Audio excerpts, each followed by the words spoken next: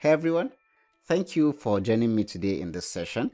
Well, if you've followed my previous content on C programming, I want to say thank you for being part of that amazing journey.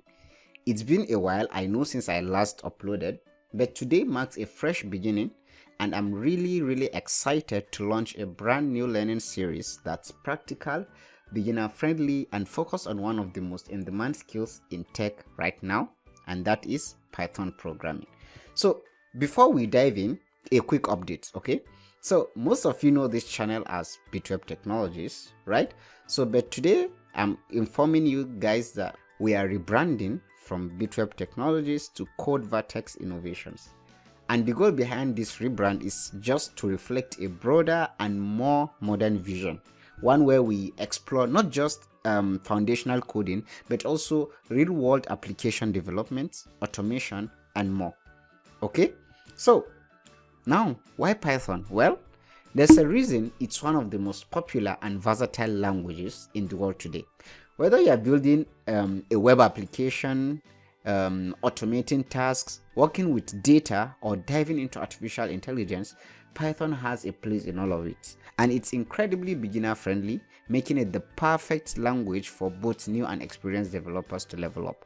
So based on this chart, as you can see, this is most popular general purpose programming languages that I used 2024 to 2025. As you can see, Python takes the largest share in this case. So it is more commonly used in 2024 and 2025. And one of the reasons, like I said, is because of its simplicity and beginner friendly.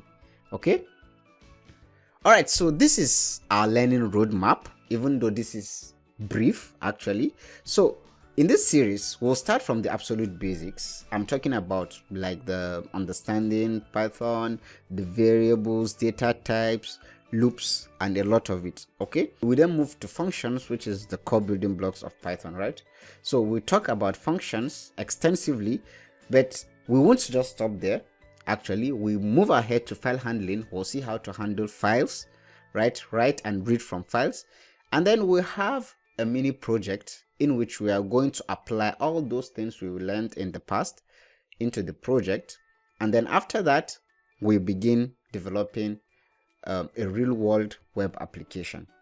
Okay, so the idea is to help you build solid understanding, not just by theory, but by actually writing and running codes. Okay, so everything will be taught in a clear, structured way. So whether you're a beginner or you're just brushing up your skills, you'll be able to follow along and grow.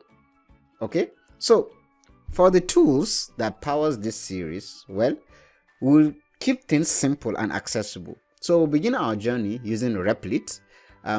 Replit is just a browser-based coding environment. So no need for installation, no setup. You just open it and start coding. Okay, and one good thing about Replit is that you can invite someone and then you can code together in the same environment.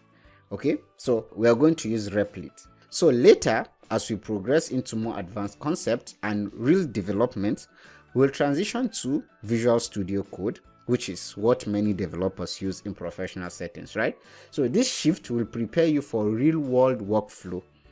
Okay, so once we shift into VS Code, then we can begin developing our real-world application, which we are going to decide on what we are going to work on later in this series. So we're going to use Flask for the development at this particular level, okay, or in this series. So once we are done developing the web app with Flask, then we can actually push it to GitHub, and from GitHub we can be able to deploy it on a live server where it can be accessible from any part of the world or every part of the world.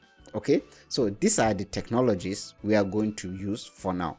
Okay, so if you're serious about learning Python and eventually building web applications, this is the right place to start.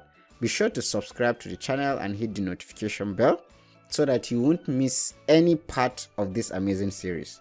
Okay, so thank you very much and bye-bye.